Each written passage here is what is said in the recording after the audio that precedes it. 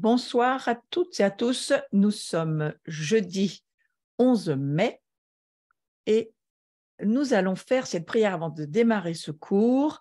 Prière du reste que nous avons déjà vue précédemment, mais que nous allons relire ensemble afin de nous encourager à accueillir cette gloire de Dieu et à continuer à nous plonger dans ce qu'elle va produire, puisque c'est elle qui produit le fruit que nous portons et que nous emmenons avec nous, nous transportons avec nous. Donc, on va lire ce passage de Éphésiens chapitre 1, versets 17 à 19, et je vais le prier sur nous tous et vous tous qui regarderez de nouveau en replay. Soyez bénis.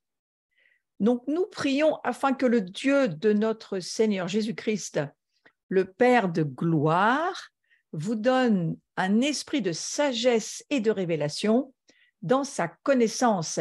Et je prie qu'il illumine les yeux de votre cœur pour que vous sachiez quelle est l'espérance qui s'attache à son appel. Quelle est la richesse de la gloire de son héritage qu'il réserve aux saints? Et quelle est envers nous qui croyons l'infinie grandeur de sa puissance, se manifestant avec efficacité par la vertu de sa force. Ça sera ma prière ce soir pour chacun d'entre nous. Je nous rappelle à tous que la gloire du Père, il s'appelle le Père de gloire.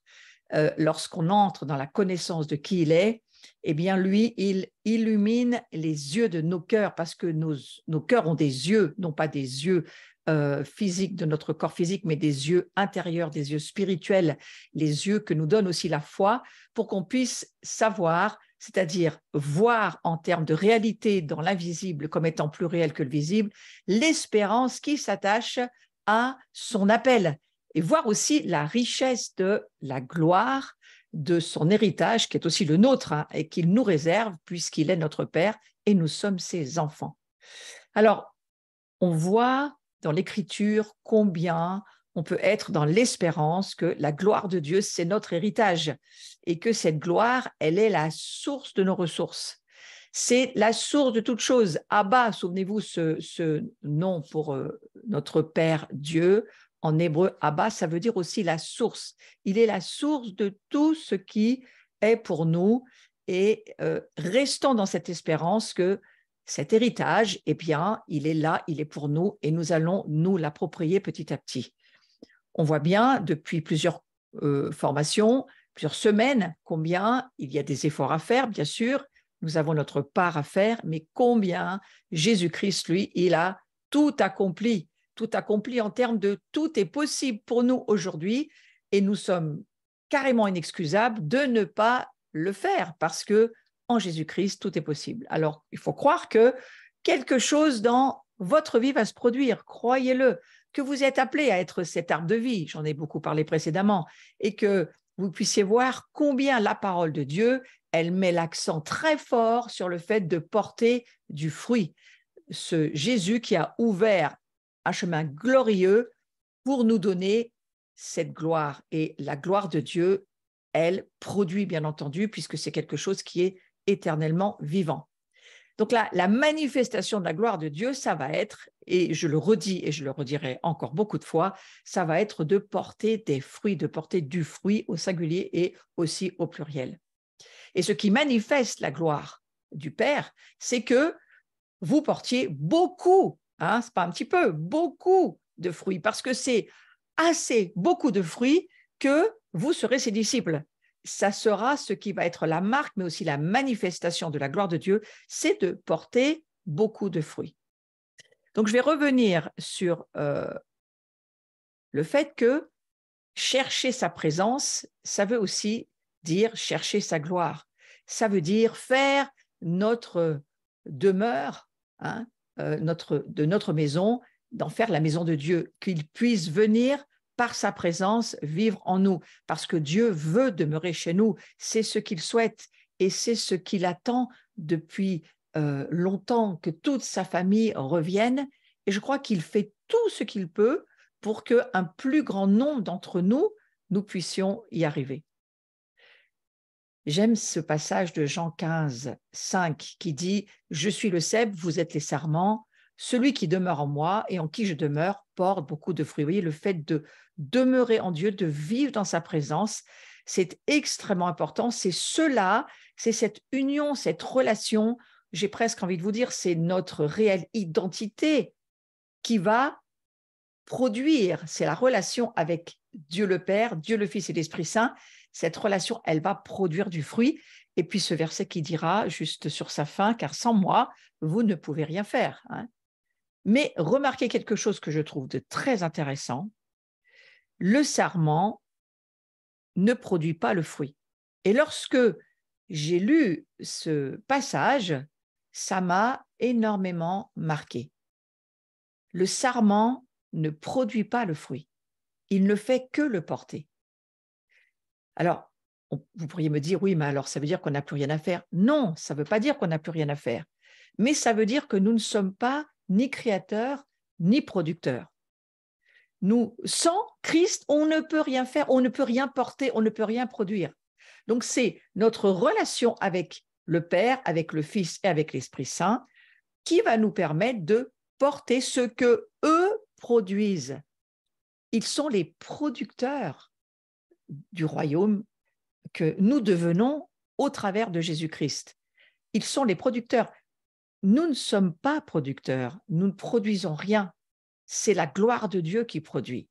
Et quand Dieu demeure en nous, nous pouvons le glorifier par la puissance de sa résurrection. C'est sa présence qui amène la restauration, la guérison, la liberté. C'est sa présence en nous qui produit tout ce que nous sommes. Jésus, il a absolument tout accompli. J'ai presque envie de dire, on pourrait le dire comme ça, il a produit. Quand Dieu demeure en nous, nous pouvons le glorifier pour son esprit de résurrection qui devient producteur. Et c'est alors que nous pouvons le glorifier parce que nous voyons par la foi que nous portons ce que lui a produit. Nous portons la vie que Jésus a produit pour nous. Nous portons le royaume que lui, il a amené, qu'il a permis à ce royaume de s'approcher de nous. Et à partir du moment où le royaume s'approche de nous, eh bien, si nous l'acceptons selon ce que nous dit la parole de Dieu, nous confessons par notre bouche, nous croyons avec notre cœur que Jésus-Christ est notre Sauveur, notre Seigneur, eh bien, voilà, nous sommes propulsés des ténèbres que nous étions à la lumière que nous devenons et que nous sommes aujourd'hui. Est-ce que nous avons produit quelque chose? Non, non, nous avons simplement reçu, accepté de porter ce royaume, de porter cette nouvelle identité que nous sommes grâce à Christ, parce que sans Christ, nous ne serions rien du tout. Sans Christ, nous ne pouvons rien faire. Donc, c'est intéressant de se dire que la puissance de la résurrection de Christ, c'est elle qui fait tout. C'est elle qui va produire. Alors que nous étions ténèbres, le Seigneur Jésus va parler au travers de sa parole. Et qu'est-ce qui va se passer? Eh bien, nous allons venir à la vie. De mort que nous étions spirituellement, nous devenons vivants. Jésus va produire de la mort la vie au travers de qui il est, par la puissance du Saint-Esprit et par le fait que c'est le plan de Dieu de nous ressusciter, de nous ramener de la mort à la vie. Celui qui a le Fils, souvenez-vous, on l'a vu dans le cours précédent, celui qui a le Fils, il a la vie. Mais celui qui n'a pas le Fils, il n'a pas la vie. Ça veut dire qu'il ne porte pas la vie. Ça veut dire qu'il n'est pas, en termes identitaires, vie. Il n'est pas vivant spirituellement. Donc Dieu, il est vivant et il règne à jamais. Et Dieu, il est encore, bien sûr, dans notre monde. Il est là et il veut que tu fasses de qui il est, de sa présence, de sa gloire, sa demeure. C'est ce qu'il souhaite, c'est ce qu'il veut. Nous allons aller sur une partie de ce moment de cours à regarder l'importance de Matthieu au chapitre 13. C'est un chapitre qu'il nous faut lire, très important pour les jours que nous traversons. Je crois même que c'est un chapitre important pour la fin de cet âge que nous traversons.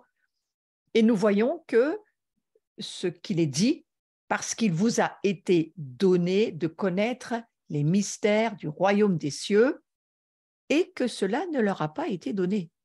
Vous voyez, ça a été donné à qui? À ceux qui sont en Jésus-Christ, à ceux qui sont porteurs de la gloire de Dieu, à ceux qui portent la présence de Dieu, à ceux qui ont été choisis, prédestinés, c'est un mystère ça aussi, choisis, adoptés, on a été rachetés, sanctifiés, et plus que ça, même glorifiés, pour connaître les mystères du royaume des cieux. Et vous voyez, ça n'a pas été donné à tous. Ça me fait penser à cette prière dans Jean 17, où Jésus va dire, je prie pour ceux que tu m'as donnés, je ne prie pas d'abord pour tout le monde, je prie d'abord pour les miens, ceux qui font partie de ma famille, de mon corps. Et puis, c'est vraiment pour eux que Jésus dira qu'il s'est consacré, qu'il les a consacrés, il les a mis à part, pour qu'ils puissent ensuite porter cette gloire-là. Donc, c'est impressionnant de se dire ce soir, est-ce que vous pourriez juste vous arrêter un petit moment devant cette parole de Dieu qui vous dit, il t'a été donné de connaître les mystères du royaume des cieux. Alors que ça n'a pas été donné aux autres, mais toi, ça t'a été donné parce que tu connais le Christ. Donc, tu es appelé à connaître en termes, non pas cérébral, mais en termes de par la foi, par la parole de Dieu et par la puissance du Saint-Esprit, bien entendu, parce que sans le Saint-Esprit, nous ne pouvons ni voir, ni rien n'appréhender, encore moins adhérer à la parole de Dieu. Mais grâce à la puissance du Saint-Esprit, il nous a été donné de connaître les mystères du royaume des cieux. Et Matthieu 13 au verset 10 nous dit ceci, les disciples s'approchèrent et lui dirent, s'approchèrent de Jésus, pourquoi leur parles-tu en parabole? Et Jésus leur répondit, parce qu'il vous a été, cette fameuse phrase, donné de connaître les mystères du royaume des cieux, et que cela ne leur a pas été donné. Car on donnera à celui qui a, et il sera dans l'abondance. Mais à celui qui n'a pas, on ôtera même ce qu'il a. Il y a, d'une certaine manière, un mystère là derrière, mais aussi quelque chose de très, très fort. On donnera à celui qui a. On pourrait presque dire celui qui connaît Christ, celui qui est en Christ, celui qui est devenu Christ par la nouvelle création grâce au sang et à la puissance de l'esprit de résurrection par lequel nous sommes aujourd'hui vivants. Au travers de cela, nous qui avons, nous allons encore avoir plus. J'ai presque envie de vous dire, nous allons aller de gloire en gloire. Le peu de gloire que nous avons au tout début va s'intensifier, va croître, parce que plus nous allons avoir et donner, plus nous allons recevoir pour pouvoir encore donner.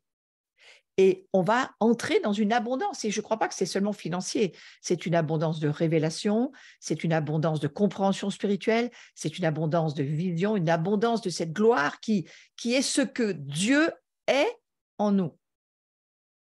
Et Matthieu, toujours au chapitre 13, au verset 16, va nous dire ceci, « Heureux sont vos yeux, parce qu'ils voient. » Est-ce que nous avons déjà saisi que nos yeux pourraient être heureux pour ce qu'ils voient? Ouais. Et puis, vos oreilles, parce qu'elles entendent. C'est quelque chose qui est très fort pour nous de dire, mes yeux sont heureux parce qu'ils peuvent voir. Quoi? Mon salut, le salut que Jésus nous a offert, le salut qu'il t'a offert à toi, tu peux le voir, tes yeux peuvent le voir. Tes yeux de la foi peuvent voir que tu es sauvé. Tes yeux peuvent voir que son sang, il est là pour pardonner tous tes péchés, même si encore, quand bien même tu étais encore en train de pécher, en y renonçant et en revenant au Seigneur, eh bien son sang fera toujours et encore cet incroyable ministère de pardonner, de restaurer, de guérir, de délivrer. Parce que le sang de Jésus, il est puissant et qu'il est là pour que nous puissions voir cette gloire que Dieu nous offre, la gloire d'être né, mort spirituellement, mais de pouvoir aujourd'hui être vivant spirituellement. De savoir que nous marchons sur un chemin de résurrection. Bien entendu, notre âme et notre corps ne sont pas encore glorifiés totalement, mais je crois qu'il y a une partie de nous qui est en chemin et qui progresse et qui arrive à maturité et qui va faire que petit à petit, eh bien nous avons notre âme qui se soumet au Seigneur et qui va être de plus en plus sanctifiée Et puis, ce corps, oui, ce corps va revenir à la poussière si Jésus ne revient pas avant la fin de notre temps. Mais certains, je crois qu'ils ne mourront pas. Certains, quand Jésus va revenir, les vivants qui seront là ne vont pas mourir. Je crois qu'il y a quelque chose qui va se passer de glorieux pour ces personnes-là. En tous les cas, pour nous, nous sommes déjà entrés dans la résurrection par la vie spirituelle qui est la nôtre et qui n'a pas de fin. L'éternité, c'est ce que ça veut dire. Nous avons la vie éternelle, une vie qui n'a pas de fin aujourd'hui. Donc, heureux sont nos yeux de pouvoir voir ces choses. Heureux sont nos oreilles parce qu'elles peuvent entendre la vérité. Et qu'est-ce qui nous délivre? C'est la connaissance de la vérité, la compréhension, le fait que nos yeux, nos oreilles sont circoncis. C'est Étienne qui va le dire. Il va dire, c'est lui qui va prendre cette expression en disant, lui il le prend à l'envers, il va dire au Sanhédrin qui n'a pas du tout envie ni d'écouter et ni même de voir ce que Dieu veut leur dire à propos du Messie. C'est le premier martyr, Saint Étienne, qui va dire au Sanhédrin, vous avez donc un cœur tellement devenu dur que vos oreilles et votre cœur sont incirconcis. Donc voilà, pour nous, c'est l'inverse. On a un cœur circoncis, on a des oreilles circoncis. Il y a plus ce prépuce qui voile et qui cache les choses. Il a été enlevé. Et quelque part, nos yeux sont heureux, nos oreilles le sont. Réjouissons-nous de savoir cela. Parce que, je vous le dis, je continue le passage, en vérité, beaucoup de prophètes et de justes ont désiré voir ce que vous voyez et ne l'ont pas vu, entendre ce que vous entendez et ne l'ont pas entendu. Alors, on va aller dans Matthieu chapitre 13 au verset 18, la suite, et écoutez ce qu'il est dit ici. Ça nous fait revenir à ce sujet tellement intéressant de la parabole du semeur.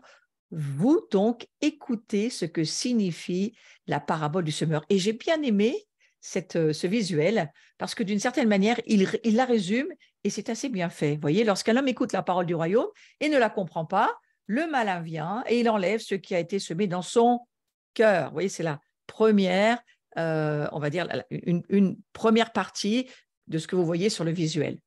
Cet homme est celui qui a reçu la semence le long du chemin.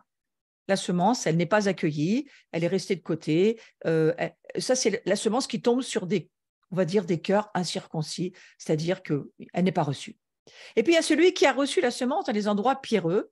Vous voyez, là où vous pouvez voir les pierres qui sont sur ce visuel. Et c'est celui qui entend la parole, la reçoit avec joie. Il est très content de l'avoir reçue. Oh oui, c'est très bien. Mais qu'est-ce qui se passe? Il n'y a pas de racine. Et il n'y a pas de racine dans son cœur, il n'y a pas de racine dans lui-même, il n'y a pas d'enracinement dans la parole de Dieu. Alors, il manque cette persistance. Et puis, quand survient une tribulation, une persécution, à cause de la parole, à cause de ce que Christ est dans notre vie, eh bien, il y trouve une occasion de chute. Et puis, c'est l'abandon, la capitulation, c'est le renoncement. Vous voyez, il y a quelque chose qui ne va pas pouvoir continuer de se faire. Et puis, il y a celui qui a reçu la semence parmi les épines. C'est celui qui entend la parole, mais les soucis du siècle, la séduction des richesses, on va dire cette convoitise qui est tellement là, étouffe cette parole qui est la vérité, c'est Jésus, mais c'est une parole, la vérité, et ça la rend, écoutez bien, infructueuse, c'est-à-dire qu'elle ne va rien pouvoir produire. Ce visuel, il est important, regardez-le, prenez le temps d'y réfléchir.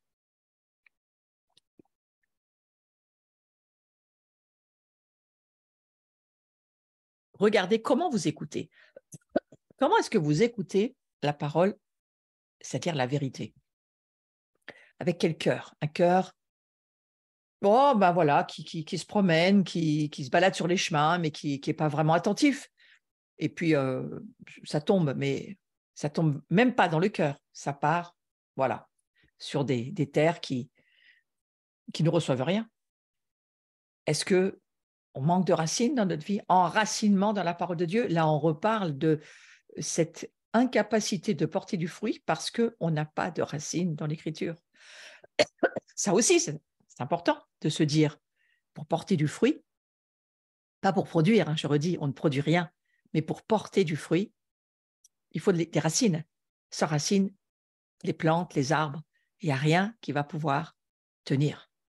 Et on n'aura pas de possibilité de persévérer. Or, si nous lisons l'Écriture, pour les temps que nous traversons, pour le caractère qu'il nous faut avoir, pour la maturité dans laquelle il nous faut rentrer, ô combien on va être obligé d'apprendre la persévérance. Rappelez-vous, il va falloir faire tous nos efforts pour persévérer, apprendre, traverser l'épreuve. Et pour cela, eh bien, il faut bien sûr des racines. Et puis les épines, n'en parlons pas. Tout ce qui est préoccupant, tout ce qui prend notre temps, tout ce qui prend notre vie, toutes les inquiétudes, toutes les peurs, les soucis, les angoisses, tout ce que ce monde peut produire comme mensonges, mais que nous, on finit par croire comme des vérités. Et puis finalement, eh bien, ça va rendre nos vies sans aucun fruit. Ça rend cette parole qui est plantée en nous, cette semence qui est plantée en nous, elle devient infructueuse. Et c'est dramatique d'y penser. Donc, souvenez-vous de cela. Et laissez le Saint-Esprit vous permettre d'accueillir cette parabole du semeur comme une parole, un avertissement, une prophétie pour vous aujourd'hui. Pour vous comme pour moi, parce que je l'apprends aussi, bien sûr, pour moi, cette parabole qui n'est pas comprise par le monde, mais qui nous a été donnée pour nous, les disciples du Christ, pour ceux qui voulons porter du fruit, manifester la gloire de Dieu sur la terre. C'est donc bien porter du fruit. Regardez combien la gloire, elle est liée à la parabole du semeur. Cette parabole du semeur, parce que combien de semences ont été plantées dans nos cœurs depuis que nous sommes à Jésus-Christ. Et si le Seigneur venait maintenant